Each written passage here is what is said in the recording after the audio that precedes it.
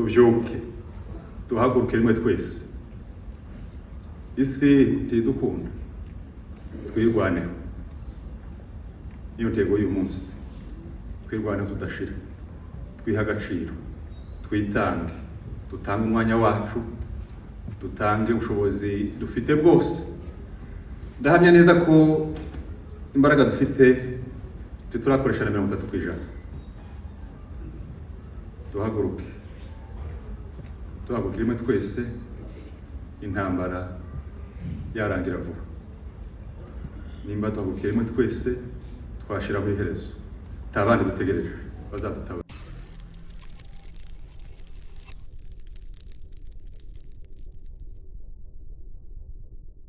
Muri imyaka yose pole niyo ndamukanye dusigaye tugira. Mu gitondo iyo tubyutse tukira kuri pole, ku manywa ni pole, mu ijoro ni pole, dupfusha buri munsi. Rero mukomere mwihangane. Taragira ijambo vuga rijanye n'umuhango, ubwo twacanaga iyi buji nayitekerejeho. Ubundi iyi buji itanga umuco mu nzu, iritwika igashya igashira, abo mu nzu bakabona umuco. Yashira mugatwika indi. Uko niko ubuzima bw'intwari bumeze. Baritanga, batanga ubuzima bwabo, abandi babona ubuzima. Kizi buji mwabonye twakije. Rero reka nongeza abarwanashaka bari hano bahagarariye muri Amerika, bahaguruka aho bari, aho bicaye, nongere bashimire. Urwanashaka wese uri hano, bahaguruka aho muri, twongere tubashimire. Barwanashaka turabashimiye. Umuryango wacu mugari w'amahoro, mudusaba gutabara ubwoko bwacu dutanze imisanzu muri dukeya dufite, ariko banabiyemeje gukuba gatatu umusanzu mwadusabye. Niba mwadusabye 25 bagatanga 75. Turabashimiye kandi ntimugacogore muzahore bityo. Murakoze cyane.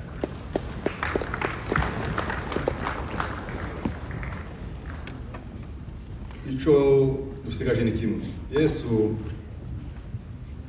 umusore yamubajije ngo amategeko yose nabibahirije none sigaje iki? Yesu aramubwira ngo sigaje ni kimwe. Natwe dusigaje ni kimwe, no gutaha. Muri ijambo rya nyuma yatubwiye yaravuze ngo arifuza ko imisozi y'umurenge yuzura abana bawe. Nico dusigaje. Rero iyi sura je bineretse ko abanyamurenge dufite ubumwe. Abari mu bumwe barababarana, bagatabarana, bagahumurizanya, bagakomezanya. Nubwo hari amashami makeya yitanyura, ariko amashami menshi twese turacashamikiye hamwe. Kandi ishami iyo ryitanyutse ku giti riruma, nta buzima rero rigifite. Kuba umunyamurenge ntacu muri abanyamurenge, ubunyamurenge bwawe ntacu bumaze. Rero mukomere. Ijambo ry'uyu munsi twongeye kubabara, ariko bavandimwe banyamurenge, inshuti zacu, abadukunda mwese duteraniye hano. Uyu munsi duteraniye hano mu kwibuka intwari y'ikirenga y'ubwoko bwacu, Lieutenant General Rukunda Michel Makanika, ndetse hamwe n'izindi ntwari zose zabatabarutse kuko twari tubivuze imbere ye, n'izindi zatabarukanye nawe umaze kumva uwo munsi, ndetse n'abandi batabarutse nyuma ye kugeza n'uyu munsi n'isaha turi hano. Kubera iki bashizwe mu ciciro c'intwari? Bisaba iki kugira ngo umuntu abe intwari? Intwari ni umuntu ki? Kuba intwari ni ukugira umutima udatinya, gushigikira iciza, kugaragaza ikibi no kukirwanya. Kuba intwari ni ukugira ubwitange, kwigomwa inyungu zawe bwite, ugaharanira inyungu rusange, byaba na ngombwa ugatanga ubuzima bwawe kubw'abandi. Intwari irangwa no kugira ubushishozi, kureba kure no kumenya ukuri kutagaragarira buri wese. Kuba intwari ni ukuba intangarugero, birangwa n'ibikorwa bihebuje bibera abandi urugero rwiza. Intwari irangwa n'ukuri kandi ikaguharanira. Ntacyo wakora ngo urwanye ukuri, niko ijambo ry'Imana rivuga, keretse kukurwanira. Amaherezo ukuri kuratsinda. Rero intwari irangwa n'ubupfura no kugira umuco mwiza mu mibanire no mu mikorere. Intwari irangwa no kugira ubumuntu, birangwa n'umutima ukunda abantu ku buryo buhebuje, kugeza naho utanga ubuzima bwawe kubw'abandi. Ibi tuvuze byose hatabuzemo na kimwe nibyo byaranze intwari yacu twibuka uyu munsi, Lieutenant General Rukunda Michel Makanika. Icitonderwa, mwibuke igihe Lieutenant General Rukunda yazamutse atabaye ubwoko, mwibuke ibibazo yasanze abirwanaho banyanyagiye hose, badafite icerekezo kimwe, badafite n'intego imwe. Arabegeranya, abaha icerekezo, bose bafata icerekezo kimwe n'intego imwe,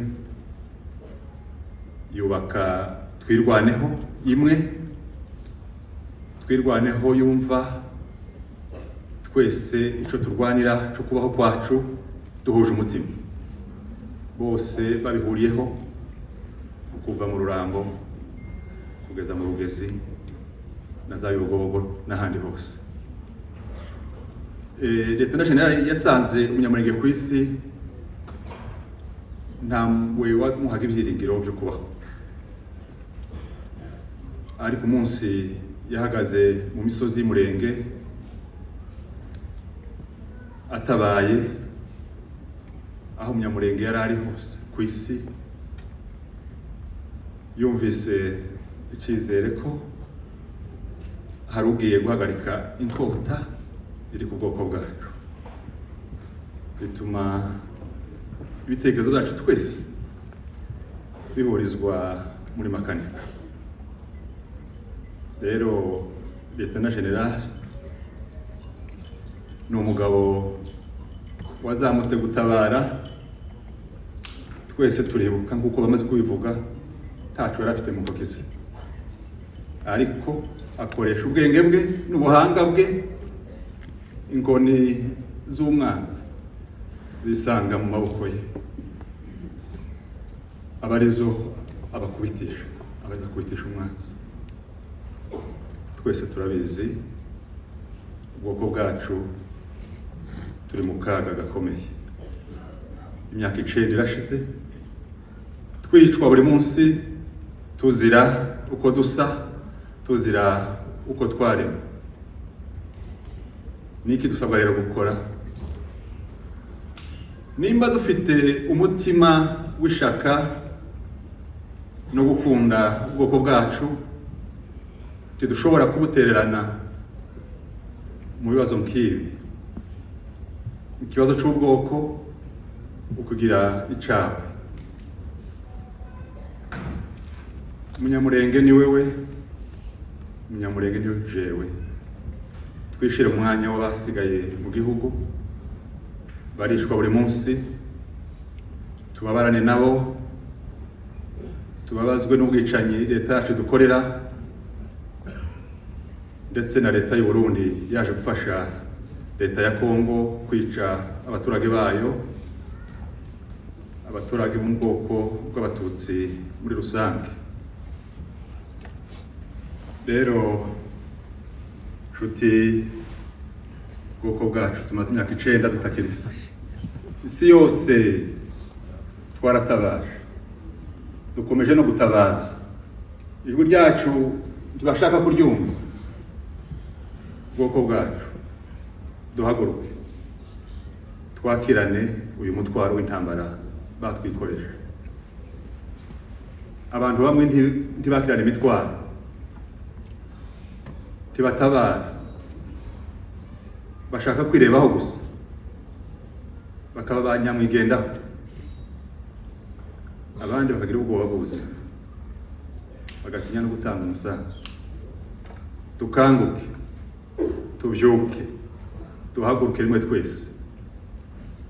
Isi ntidukunda, twirwaneho. Niyo ntego y'uyu munsi, twirwaneho tudashira, twiha agaciro, twitange, dutange umwanya wacu, dutange ubushobozi dufite bwose. Ndahamya neza ko imbaraga dufite turakoresha na 30%. Duhaguruke, duhaguruke rimwe twese, intambara yarangira vuba.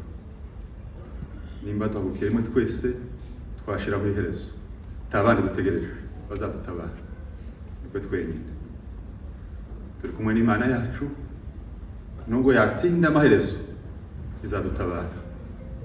Harakabaho abanyamurenge, harakabaho kwirwanaho kwacu. Murakoze.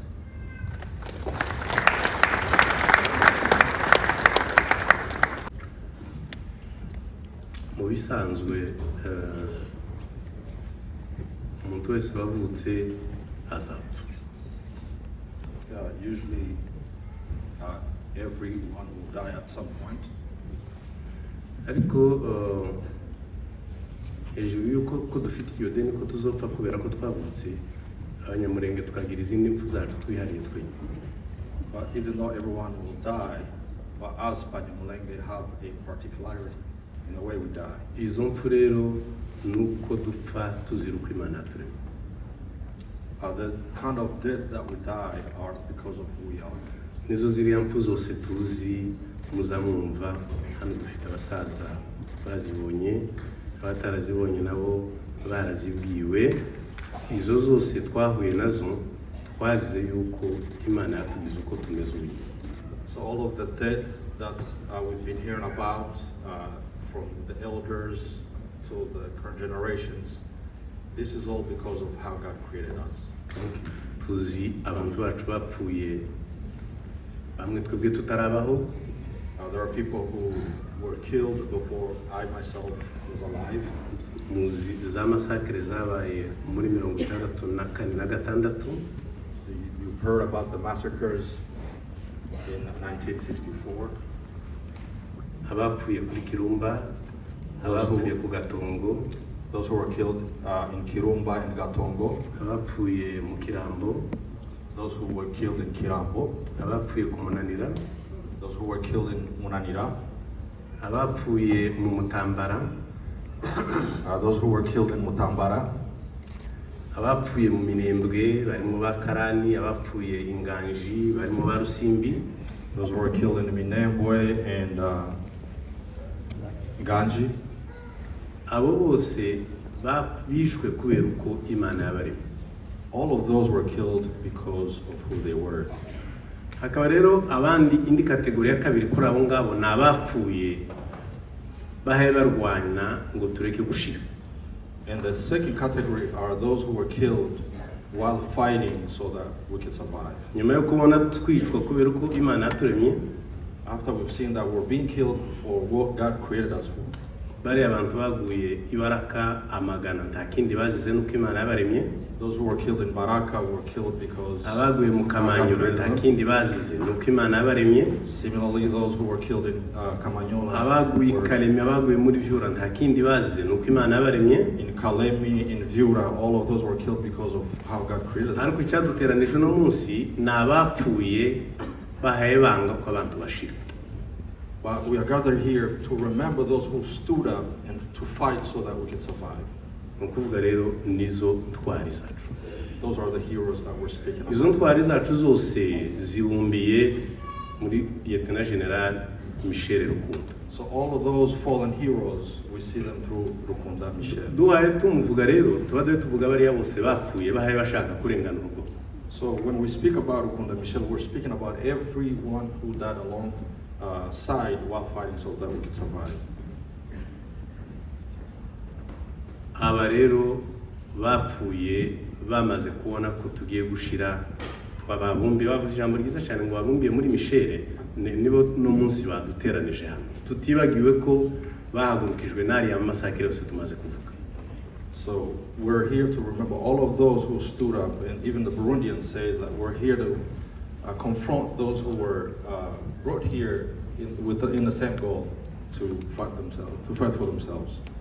Navuze ngo sinturuka kure cyane ndafata amateka magufi yo muri 1994 mu kwezi k'umunani n'ukwezi k'icenda ibyo bise Commission Vangu. So I'm not going to go too far. I'm going to focus for the events that happened in 1964, what's referred to a convention of Vangu. Bamwe muri mwebwe bari bahari. Some of you were alive at the time. Abandi byenda barabyumvishije. And others heard about it. Icyatumye mfata iyo evenement ukubiki.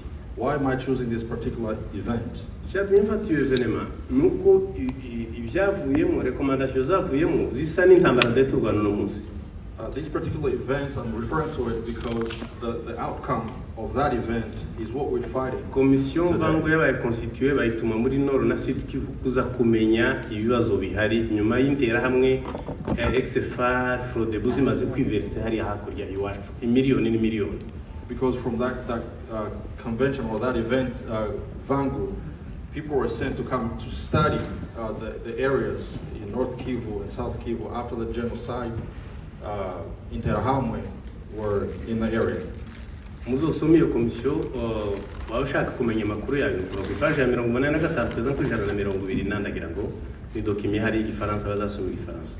So I refer you to read the document which describe everything that happened.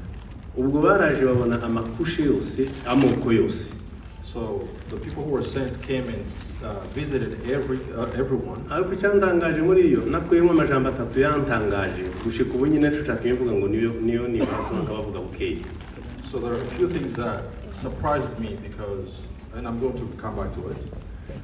Abapfu rero ababembe abavira ndetse n'abashi The Bafulero, the Bavira, and the Bashi. Basouleve inquiétude bose zitatu. All of them pointed out, all of them together Bavuze ko pointed out ibibazo one issue. bafite ari impunzi za 59. They all say that they have an issue with people, refugees from. Umwami Rambiwe uravuga ngo ibibazo bafite na abanyarwanda baje muri 50 entre parenthèses abita abanyamurenge. And they all say that the only issue that is in the area is the Banyamulenge or the Rwandan who fled. Muri ibyo bitatu navuze ariko iyo komisiyo yanga kwakira abanyamurenge. Bari aba MZEE milere bari bahari. And the commission refused to receive the Banyamulenge people to hear from them. Ariko bakira komite za XFR n'intera hamwe aho zari ziri zose barazakira. But chose to accept and listen to the XFAR who were the Interahamwe. Recommendation zavuye muri Commission Vangu kwari ukuvuga ngo turabasabye ngo mwirukane abanyamurenge. So that commission was very focused to chase the Banyamulenge. Ngo ariko However, tibazemera.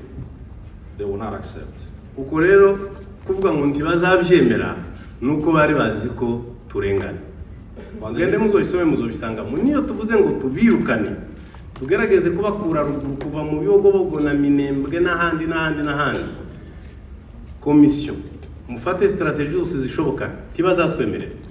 So the commission decided that they would have to chase all the Banyamulenge out, but they knew that this would be very difficult. Aho kwemera ngo bave iri iwabo bazorwana bashiri. And they knew that before the Banyamulenge accept to leave the mountains, they will have to fight. MZEE manase yari abakora memorandum barayiba deposit turazigirizo za memo.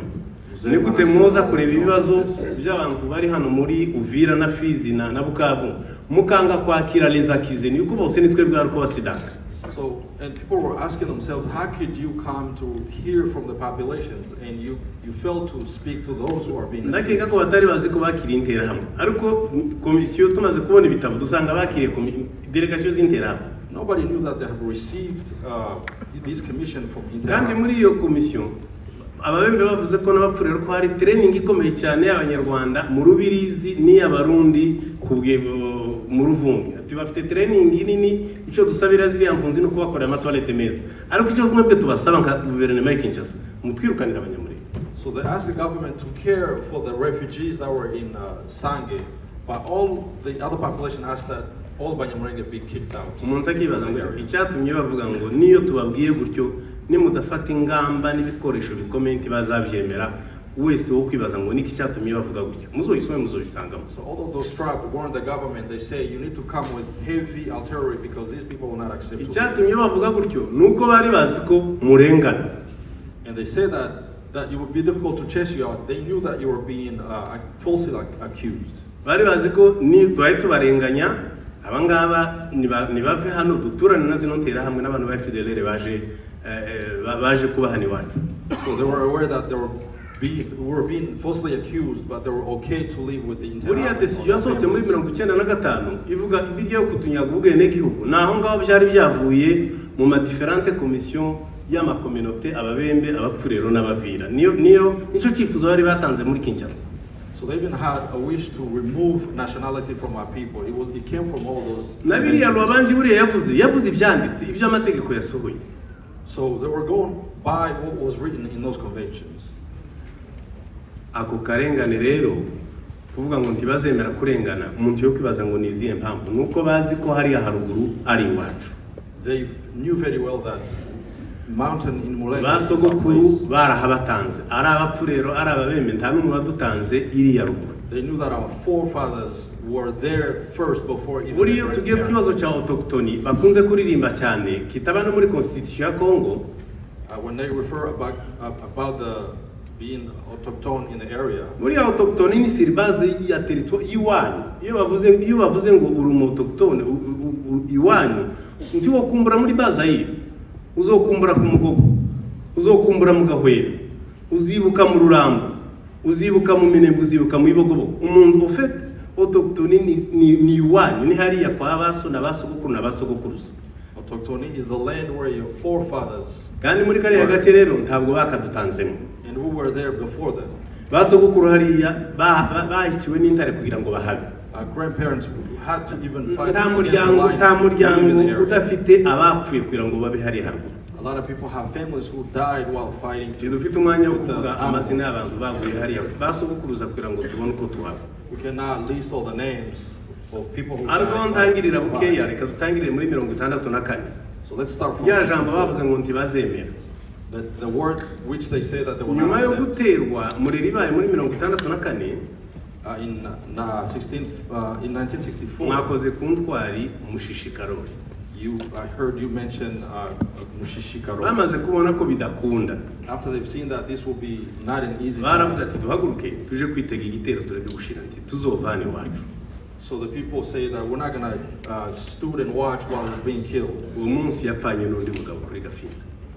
Mushishi died alongside with another man. Abo bapfuye rero bahebanga karengane. They died while fighting for themselves. Abo bapfuye banga ko ubwoko bushira. They died because they saw that the population, everyone cannot be killed. Nyuma y'ubwo ngubwo mu bibogobogo habayeho umugano. In Bibogobogo. Nabageze barakana ise wa Pastor Emmanuel nibo bagiye muri leta babasaba uburyo kugira ngo baswe kandi bazamura abantu bari bashize. Some people got together. Abona bari tutazibagirwa na rimwe n'abayero tutazibagirwa na rimwe. Those people went to plead to the mu government. To ask minembwe them to abona ababyeyi protect bamaze them. gupfa abo bakarani muze karani bapfuye barupembwe bapfuye bande bapfuye abagabo barateranye mu minembwe ati turagira gute ko tudafite uko turwana n'abantu bantu. So after so many people had died, men got together and went to mu see the bagabo bari government. bagihari to ask for protection. basigaye nzabona je nk'intwari barimo abapasiteri murundanye. Some of the people that are still alive, like Pastor Pasiteri Morgan, Murondanyi ndabagoyi sema barabara barakuka baragenda bava mu minembwe mu ijoro baseruka ibaraka kuja gutaka. men went from Minembwe and went down to Baraka to go plead to the Kumva government. badashobora guhangana n'abafite imbunda ariko nibura reka barebe ko basura kandi gukiza ubwoko baje gutabaza. Because they saw that they could not confront people with guns, so they went down to see the Aho kwari government. ukwanga ko bava iwacu. Those acts are acts to refuse to die and to live the life. Komisiyo mbangi imaze gukora biriya bamuzeye milere bamaze kwandika bamaze gusakuza na marehemu rukeno rwa So after the convention of Vangu, some men stood up. habaye intambara hari habaye amahoro make cyane ashoboka. Decision imaze gusohoka bimiriye bari abasaza kutagurisha inzu kutagurisha inka abe no kubagarira inzu yawe kwikubura bonyine barabibazizaga. So after the Sinzi nimba Vangu mubizi people were muzee araje kuvuga deprived. bigeze gufunga abagore ngo bakubiye kwa budediri. People were deprived and were even Inzu not allowed to yawe access their ubutaka own si property. ubwawe their own land. n'ubwa leta. They could not sell anything. They were told that the land isn't theirs, it's for abaguka banze ko dushira barimo ba ero rukenurwa. those who stood and refused that would be terminated. Among them are Dwe twibuka uno munsi bose babumbiye muri Michel. so all of those who stood and fight, we all see them through Michel. Intambara 96 iraba The war in 56. abayirwanye ko ndabona hano imbere yanjye ico barwaniraga cose bari abapfuye kiriya gihe kwarukira ngo tutavi iwacu. So all of those were fighting so that we may survive and not be exterminated. 98 iraba And 59 came. buriya fega kunzi yabanje kunegosiye nabo bari bari kumwe ngo bareke kurwana. Abari hano bo bitangaho ubuhamya. Before the fight, Gakunzi had started to see if they could broker peace before fight. Ariko kubera ko batabishaka bamurashe ahatega amaboko ngo tureke kurwana. And he was killed while raising his hands up. And Izo saying, nitwari "We don't need to tutazibagirwa na fight." rimwe mu buzima bwacu. These are our heroes that we'll remember today. Bariya abantu bacu bose bapfuye navuze muri ayo mwanya utandukanye kugeza mu Gatumba. All of those people that I've mentioned up to Gatumba, Niyo batumye havuka twirwaneho. Iyo ngiyo yatangiye kuri Mushishi kugeza kuri ngiyo turi mu no munsi. this is the Twirwaneho that we speak about. That's why the Twirwaneho movement continue to exist. Tugiye ku ntambara iyi turimo yatangiye ku minsi 10 mu kwezi kwa 4 2017 tugiye kwiza imyaka 9. So the war which started in April, bayitangiye murabyibuka mwese bari bavuga ngo batujane bakirwanda itangira n'abamayimayi. all of you remember that the Mai Mai were saying we need to send these people to Rwanda. inyuma And the government was behind the Mai mayimayi Mai. ngo imare kunanirwa leta ije hanze And when the Mai Mai failed, the government came out in open. And kandi said, ubwo bariko bananirwa bamwe muri izi ntwari zitarahaguruka yuko bagerageje gutwika imihana bakahunga bakaja mu wundi bagahunga bakaja mu wundi kugeza igihe Lieutenant General Michel abasanga. And they were burning villages, and though they failed, before some of our heroes had already been on their way to go and help those who were fighting. Uno munsi rero ni guha agaciro abapfuye bazibanga ko kwitwa Imana. So today we gather to remember those who stood and refused that. No kwibaza muri twebwe ngo se bariya ko bapfuye kandi bakadusiga tukivi twebwe turakora iki. So we need to ask ourselves, those who have died for the greater goods of everyone here, Eske what can we do? umukingo uhagazemo umuntu azakora neza muri interieur yacu mu mutima wacu ibyo twumva ngo duproteje ubwoko tuba tubikora neza. So ask yourself, are you playing your part to join in this fight? Gushika uno munsi icyo bashaka ni ukuturimbura. Until today, the main purpose is to Kandi exterminate twakoze uno us. munsi wo kwibuka intwari umuzi dufite ibiriyo byinshi cyane muhira. And you are very aware that we have so many funerals going around. Umusibo We chose this day so ejo hari we umugabo remember. w'umutwari wabonye ibyabaye amutima urahagarara mu Minembwe. There's a man who saw what was happening in Minembwe just Nuko turi muri recently. situation zikomeye cyane kurushirizaho. So we're losing a lot of people just ariko uko zimeze Michel yasize yubatse umusingi udashobora gusenyukana. But despite all of what's going on, Michel Rukunda had built a foundation. Inkingi zirushinzwe muri iyo fondation ni mwebwe.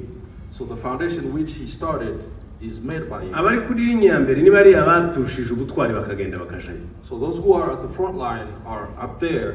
Abari kuri linye za kabiri ni za gatatu ni mwebwe hano muri mubiri ico mukora kugira ngo nibura bari yabona uko baba. So behind the front line, it is you who are supporting and helping them continue the fight. Nutiba bukeya ukarekura umukingo uhagazeho tuzoshira. So if you get distracted even just a little bit. Kandi nitushira bari bose bapfuye dufite ibihumbi. Harabaza bandika badufite ibihumbi byazize ko banze byazize ko birengana. And we know that we have thousands of abantu bazaba bafiriye iki. So we cannot let that death be. Bafashe decision tutahagurutse ngo tugisige. Ariko se tugisige tuje hehe hariya ni iwacu. We cannot leave the land because that's our home. Gakondo tituzoyivamo. We will never leave our home. Bariya bose amaraso yose yamenetse yarahameneka ngo tuzoreke kuva hariya. So and we have to understand that no kurashe kukare ku mukingi nugwemukira intwari nkaba Michel. So if we surrender, if we forsake them, we'll be forsaking. We cannot forsake those who were at the front line, those who died. Kuba mugufi ntarambiranye. So that I may be brief. Mukomere. Take heart. Be comforted. Mukomere kandi muhaguruke turwane. Be comforted by twange ko dupfa. So we can fight. Twange ko dushira. We have to refuse. Twange ko iwacu washira. We have to fight for our life. Tuje muri ideology ya general. We need to follow the path. Tuje muri ideology y'abariya bose logique yabo y'abariya bose banze gusiga iwacu bakamera amaraso yabo hari. We need to follow through the steps and follow their ideology who stood up and refused to die. Mukomere. So take heart. Mureke gucika intege. Do not be discouraged. Yuko mu rugambi yo mucitse intege muratsindwa. Because when you're discouraged, you may even ubundi kandi abamaze kwitaba bose nibirya yavuze ngo ni igitambo cyavuye mu muryango. And all of those who have died, these are the sacrifice from families. Ni sacrifice. Message yewe yanyuma yaravugaga ngo iki gihugu tuzokigura amaraso y'agaciro akomeye. These are the sacrifice. He even mentioned it. He said we will have to give a greater sacrifice so we can live in the land. Tureke gutwarwa n'ibituriho. Let's not be distracted with what's going on. Tuhaguruke dukore tuzotsindira rugamba. Let's stand up all together so we can fight and survive. Murakoze. Thank you.